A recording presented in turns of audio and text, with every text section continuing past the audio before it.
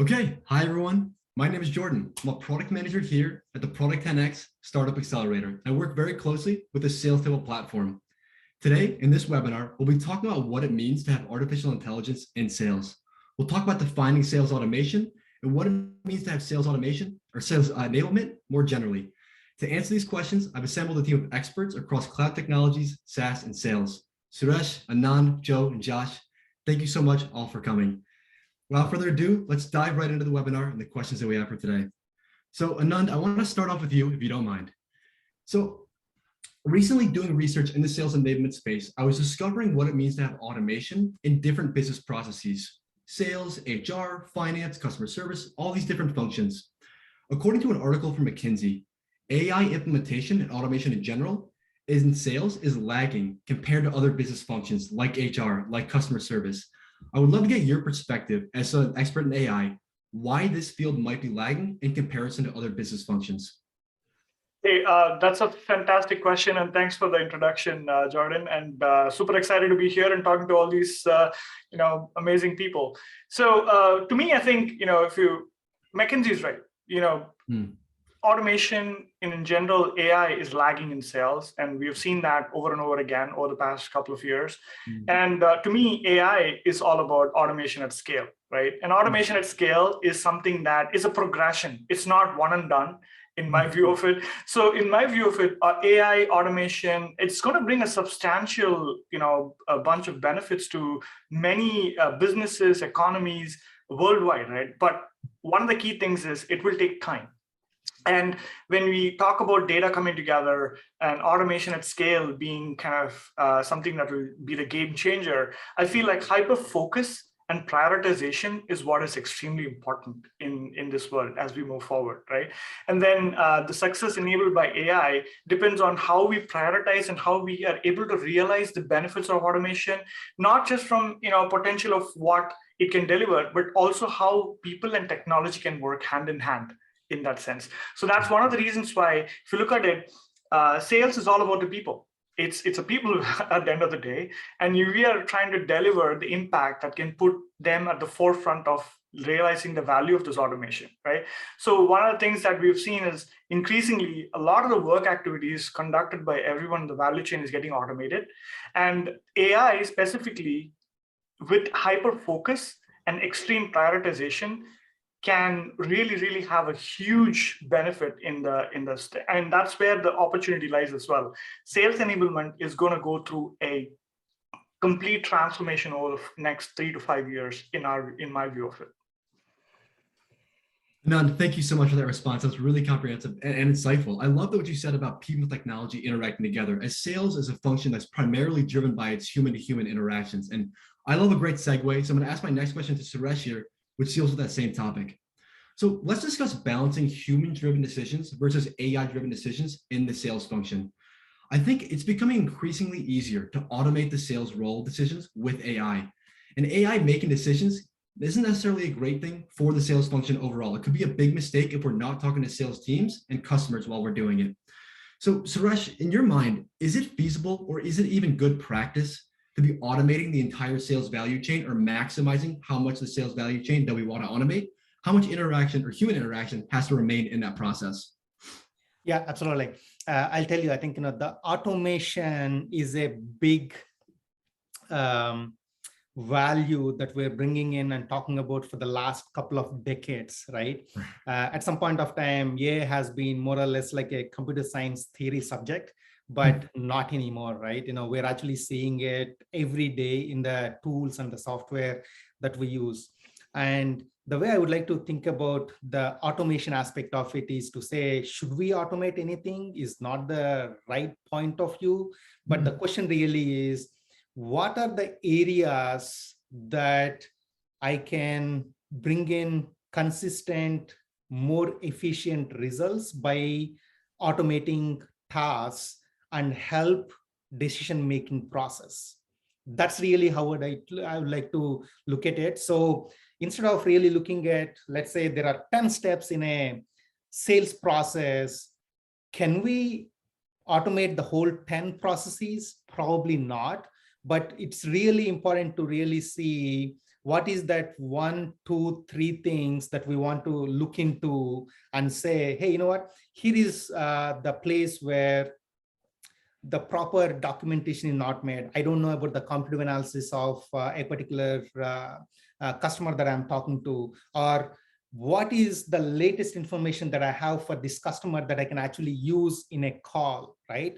These are the things where, as a salesperson, that I have to do for every customer day in and out. If that is something that I can automate and then bring that value and the information in front of the salesperson, that's a good use of technology, right? At the end of the day, we don't want to definitely replace people. I think, that's really not the way technology should work, but it should complement people making decisions. Yeah, that absolutely makes sense, Suresh. Thank you so much. I think that's a huge theme for today's webinar and the white paper that we just published as well, is this idea that AI is complementing the sales teams and the organizations that we have and not replacing them in total. And that's a huge meta thing that we really had a hand on. So thank you, Suresh. Joe, I want to talk to you next, and I want to actually follow up on a similar question in terms of automating different parts of the sales value chain. Suresh mentioned that, automating certain components can be more valuable than automating other components. And I think one of the other components that might not be as valuable is the human interactions that normally take place, and replacing that with automated artificial interactions. So can you talk to me about balancing AI-driven sales interaction versus human interaction in the case of maybe emailing different clients, speaking with them on the phone, or having chatbots set up on your website? Can you talk about having humans versus AI in that process? Yeah, absolutely. The theme of this is don't let the robots pet the cats. And I'll tell you about that in a second.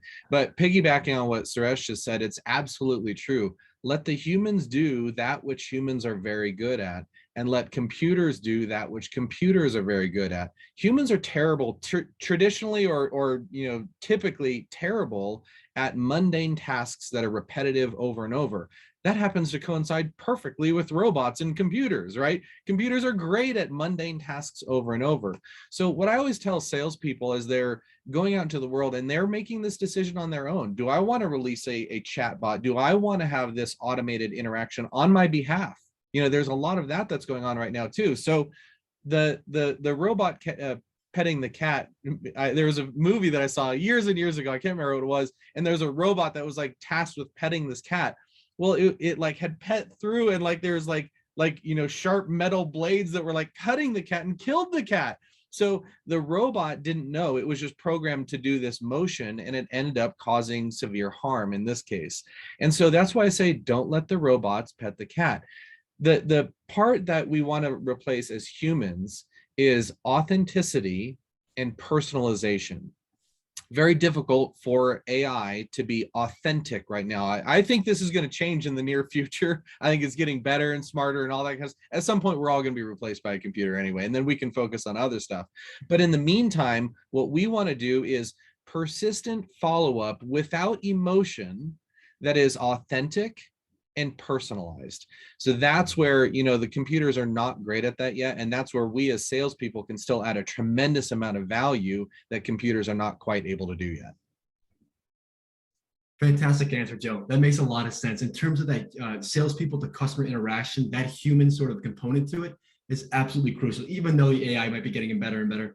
Maybe I'll regret that statement in the next couple of decades, but we'll see down the line.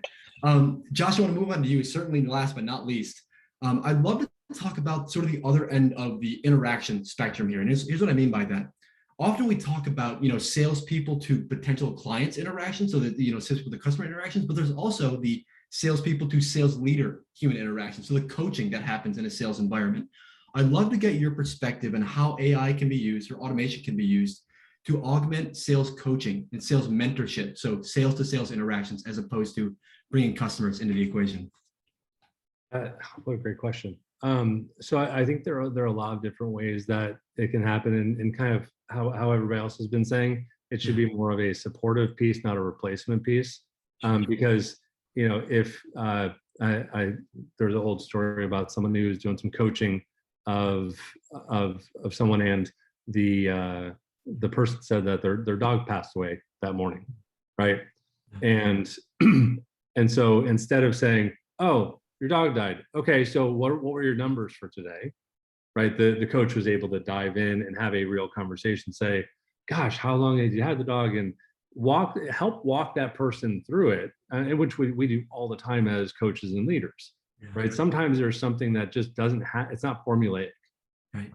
Now, if there is something that is, like their numbers or whatever else, how many calls they've made, how many meetings they've had, the rest of that, we absolutely could use AI to sort of start to create predictions, to start to create advice along the way, so that people know, even suggestions on what to say differently or whatever else, using so many tools that are like the overlapping tools right now that listen to the recordings or watch recordings and give you input and advice.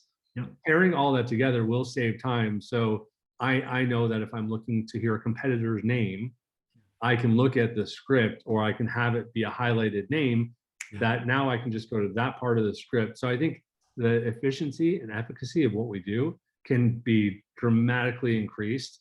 But the human piece of it, the human component, again, is something that we need to be able to say, oh, well, this person's, like, I don't believe that it's going to be, even in the near future, that the AI is going to be able to predict somebody else's mindset per se. I think their activity and their actions, but not how they're feeling on the inside. Because I don't know about you all, but I've had interactions in relationships for 20, 25, 30 years, and still don't truly know what that person's thinking on the inside when they're quiet, right? If they're not sharing it, they're not being honest. So I'm not really sure how computers will be able to get to that point unless they, well, I guess Elon Musk is trying to put chips in people's heads, but that's a whole different conversation for another day. Josh, that'll be the next webinar. When Elon does put the chips in the head, we'll get into that conversation and dig in that can of worms. So I got you. Yeah, sounds good. Thank you for that answer. That was a fantastic answer. And you hit on a lot of great points, especially hammering home this point of this idea that we need to double down on the human parts that we do really well at, as opposed to letting an automation come in and replace things where we're already excelling. And you mentioned, artificial intelligence in general, and that sort of has a very umbrella sort of meaning to it. There's many terms beneath artificial intelligence. We can talk about machine learning. We can talk about natural language processing, deep learning, machine vision, all these different subsections of artificial intelligence. Suresh, I want to bring this one back to you because I think you have a lot of expertise in this area. Not that everyone does here, but Suresh especially, I believe. AI encapsulates all these different subsections. Do you think outside of machine learning, things like NLP, things like machine vision will start to take place in sales automation as well? Or are those things more or less left for more specialized occasions outside of sales? Yeah, so there are all these subsegments that we see in the AI. When used for the right segment of use cases, they really excel, right? What I mean by that is, especially, think about the NLP aspect of it, where you bring in a chatbot, whether it is to help train a salesperson or help understand the user better. What kind of questions are they asking? What is the objection? What can I really help this particular customer or a prospect with? That kind of natural language processing, trying to understand the context.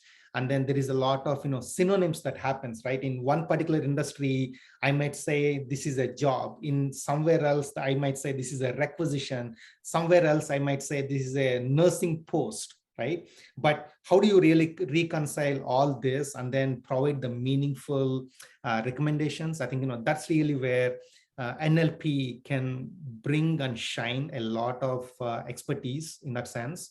And now let's get to the other example of, we just talked about the whole, when I'm really going and I have a call script, I'm talking to a particular prospect, for all the objections that the prospect may have, or the kind of competitive analysis that I may need to just talk about.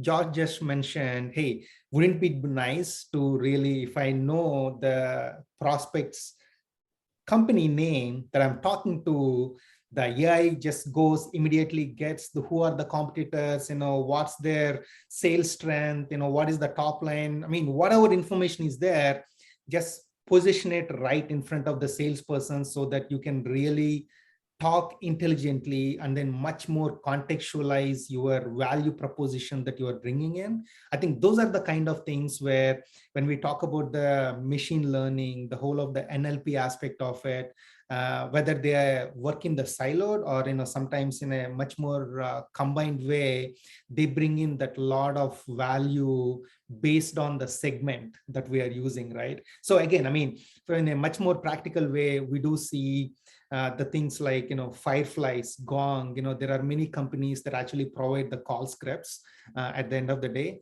but still there is that context that lacks everywhere, right? You might have the same technology used in multiple calls, but it doesn't really understand, hey, the first call is there for the internal project review, the second call is for a prospect review, the third call is actually completing a deal closure. That's the kind of level of details that I'm sure the technology is growing, and we'll be able to bring in much more of that rigor into how we can solve these repeated processes and help salespeople better. Suresh, thank you so much. That makes a lot of sense. It sounds like a lot of these the efficacy of different automation techniques is really contextual depending on where you are in the sales value chain, whether you're in two major categories, that is SDR focused activity, so recruiting, onboarding, and training, and then the prospect focused activity. That's the research, the prospecting, the follow-up, the deal closing. Anand, I'd love to get this sort of perspective followed up on here. We talk about sales enablement being so large, so vast, having different components of SDR versus prospect focused activity. In terms of recruiting, onboarding, training versus follow-up and deal closing, which components do you think are best fit for automation? I know we've talked about this topic before, but I'd love to get a specific answer for which legs are best fit. Sure, totally. And I learned one thing: robot petting the cat. Right, that's one good thing that we've learned about it today. But here is how I'd like to contextualize it again, right, Jordan? From my view of it, it's as we all have kind of common theme. It's all about the people at the end of the day. Like, who's selling to who, right? So people selling to the people, and they're in need of something that value proposition can be met or not. So if you think about it that way, how do we make that happen? How can we take that undifferentiated heavy lifting out of people, right? And we talked about like automation and mundane tasks and so on. So we talk about undifferentiated heavy lifting away from that. And that's what I believe that sales automation can really be a game changer, right? And AI can be a game changer in that space. And one of the things is that if we can put people in a position to be successful in those differentiated areas that they are bringing their expertise in, that's where it's kind of that voila, right? We hit the ground, hit the nail on it.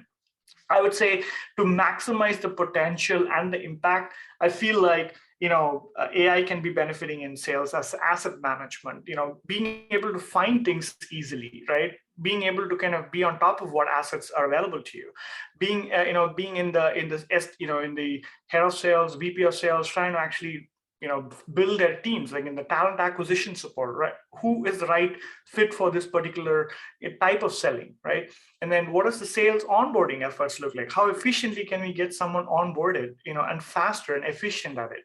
And then ongoing learning and development processes that constantly need to keep up on. A lot of these companies are growing the feature functionality, so rapidly. How do we actually keep up with all of those, right?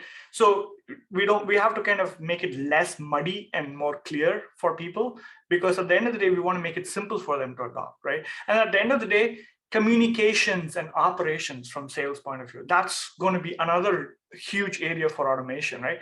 In general, if you look at it, tying all of these together, it's the sales enablement value chain overall that can be super efficient when it comes to being more powerful, enabled by AI. And as we bring it all together, I think AI can actually bring organizations a coherent story for the entire sales value chain, in my view of it, and let alone the robot petting the cat.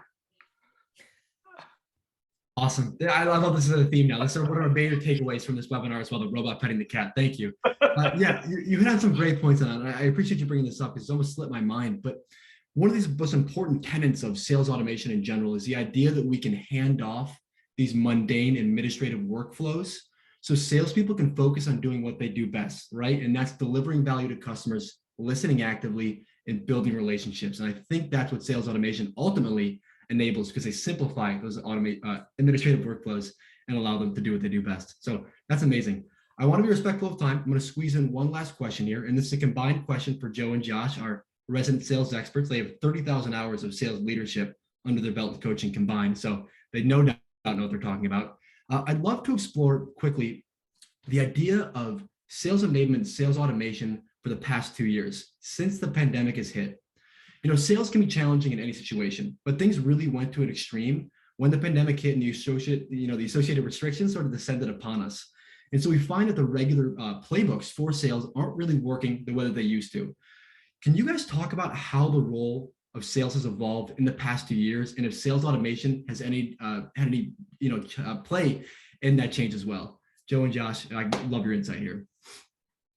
I would say, like every sector, everything has been impacted in the last couple of years. This is a great example of it. The whole world is now used to Zoom or Skype or whatever these meetings might be, which also enables recording and analysis afterwards very easily for people who used to go call on accounts and they'd physically be there.